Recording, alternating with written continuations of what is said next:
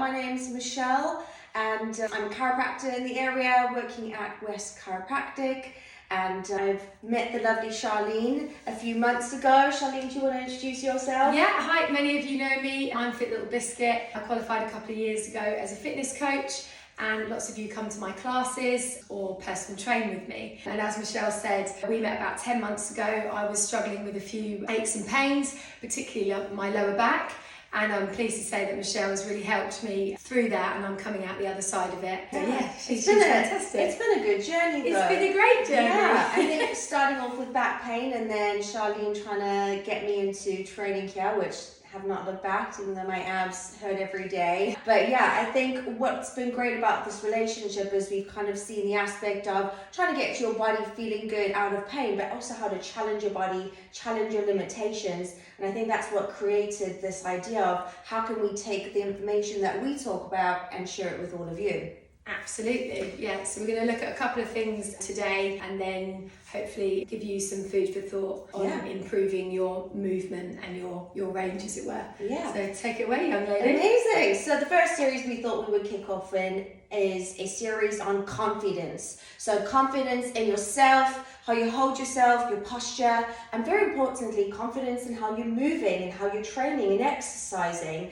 And a really good way to build that confidence is first to understand, how does your body move? You know, Absolutely, do you have limitations that you feel a bit embarrassed about, and what can we do to overcome those limitations? So we are chatting today about the functional movement screen. Some people may have heard of it. Maybe you've been to a physiotherapist and they've used the functional movement screen on you, and all it is a list of movements that helps understand your body biomechanically, and it's from that screening that you can just understand what you need to do to help improve yourself, to prevent injury in the future, and also to maximize your movements as best you can to get a really good workout in. And you use something similar to that with your clients. I do. So I don't do the functional movement screen. That's made up of about 7 different movements.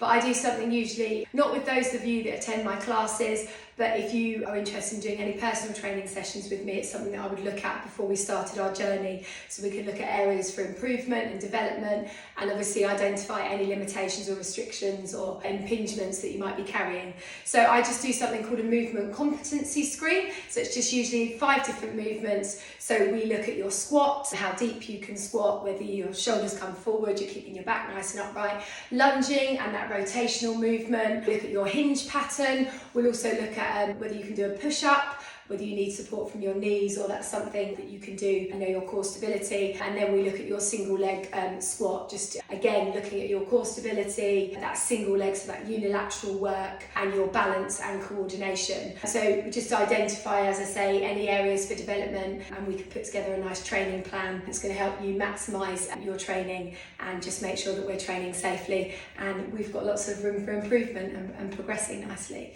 So yeah, that's why I do it really when I start with a new client. I think that's so good, because if you can help that client understand, so especially you guys at home, if you can understand what you need to work on, and you have a trainer that helps you build on those limitations, is you're going to really grow that confidence in doing each exercise to the best of your ability. And if you're doing that, you're going to see those changes. You're going to improve on that benchmark test that Charlene would do with you in the beginning. You see that you're quite restricted in certain movements, and as you slowly work on them, you see this confidence build. You see yourself actually taking steps forward into improving and reaching those goals that you want to get to. And I think what's important to understand with any limitations that you identify is it's not necessarily a limitation that's going to hold you back, but it's an understanding, right, this is where my body is today, and I'm going to do everything I can to take it that next step further, but also allow yourself to say, it's okay that my shoulder doesn't move as much as the person next to me, and it's okay that you don't squat as deeply as someone else that's training next to you, but just understanding that it's all about your own journey and what you and your trainer can do to work together to just take that next step forward.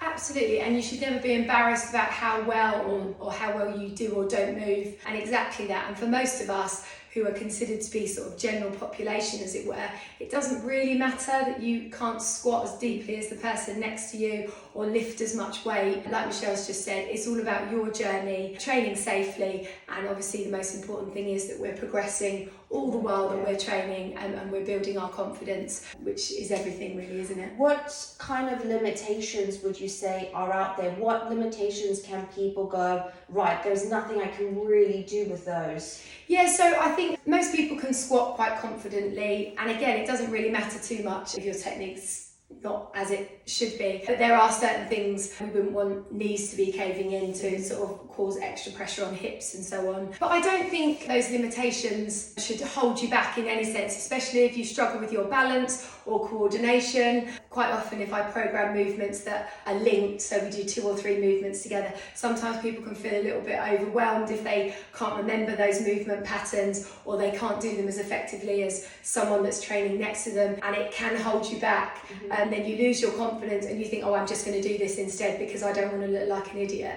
And that's a shame really, and I don't want anyone to ever feel like that. Give it a go. You know, that's how we learn. We have to fail sometimes and look a bit silly, and we won't get everything right to start with. And so it's having that confidence to fail really. Just be brave and give everything a go, but never be held back thinking, I can't do this, I can't do that.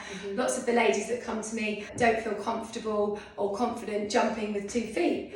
They just don't. They've got it in their mind. It's the mind often that holds us back over lots of these things. And they won't do it. And actually, when I provide that little bit of confidence, I eventually can motivate people to take the leap of faith, if you mind the pun. They surprise themselves, and the feeling of that achievement is fantastic. So the endorphins, the confidence, all of it, it's so beneficial. So don't let things hold you back, particularly you know, if you can't move as well as you would like to. It makes perfect, as we all know. So the more we do things, the more we pattern those movements, the more confident we get, the stronger we get, and hey presto, before you know it, you're there. Absolutely. I think what's so good to take away from the functional movement screen or your movement competency screen is just education. Education is power, knowledge is power. Knowing where you are right now in this moment to the best of your ability will lead you to just such a greater future, and you know, taking those steps forward to achieve your goals. So I want to know where my limitations are. So Charlene is going to do her movement competency screen on me, and we're going to just learn a little bit more about that. Brilliant. Okay, let's go and get Michelle checked out. So here we're looking at Michelle's squat. She's got her hands behind her head, and it's a real indicator of ankle flexibility when we look at the depth in somebody's squat. Then we're going to move on nicely to her gait with the forward lunge and the twist, and looking at her core stability and how well she can cope with that movement. You can also advance this and change the speed. You'll see she gets a bit wobbly here, a little bit off balance, and has to reset herself up. But she's doing a pretty nice job. Well done, Michelle. Lovely. That's nice. She's got a nice wide stance there. Now we're looking at the hinging pattern, so how well she hinges at the hips and then rows those arms. You can see she's got good hamstring flexibility. She can get right down there and almost touch the floor. And straight back up. Lovely. Now we're looking at her press up, making sure she can maintain that straight line as she presses up and down with no dramatic dips. Then we're moving on to that single leg squat. So we're now looking for any muscle imbalances in her leg muscles as she takes that leg back and forth. And again, looking at balance and making sure she's not rolling in and out. And generally she moves brilliantly. So well done, Michelle. And one thing I didn't mention was the sit-up. I also like people to do this because not everyone can do a sit-up, which is absolutely fine. And she's coming up nicely there. Well done. Right, well, thank you so much for doing that on me. That was really good. As you guys could see, there was a few things that I need to work on. Really learned a lot about my body, and it was really simple to do. It was, pretty straightforward. Yeah, something you can do at home yourself, just in front of the mirror. Look at those different movement patterns, and again, you can identify any restrictions or impingements, or just areas that you might like to improve on, as Michelle said, for like injury preventer development, all of those things. It's just really interesting, and it doesn't matter if you haven't started your journey yet or if you're well into your fitness. It's always useful, isn't it, just to kind of assess where you are and areas that you might want to really work on. So definitely give that a go at home, guys, and see how you get on and let us know. Yeah, and as you're doing it at home, if you're walking through all of the different movements, if you find that you have picked up a bit of an issue, you're maybe concerned about that, there's so many areas you can turn to. Obviously, seeing a chiropractor would be an amazing way. I'm a bit biased, but we're just down over in West Chiropractic, so, you know, anything you're worried about, reach out to us on Instagram or just find out some help in your area. But otherwise, there's amazing routes you can turn to. There's Pilates, that's good. There's also physios, osteos, there's all sorts of people that work with the body that can help. But even if you have picked up a restriction you're not too concerned about, but you know it's something you do need to work on, over the next few episodes of our series, we're going to be covering some really good tips and tricks you can do at home to improve on your movements so that we can get those bodies into shape overall and just healthier. So guys, please stay tuned. Thank you so much for watching. Charlene, thank you for looking at my body today and seeing all the things I've got to work on. Pleasure. Yeah. See you soon, guys.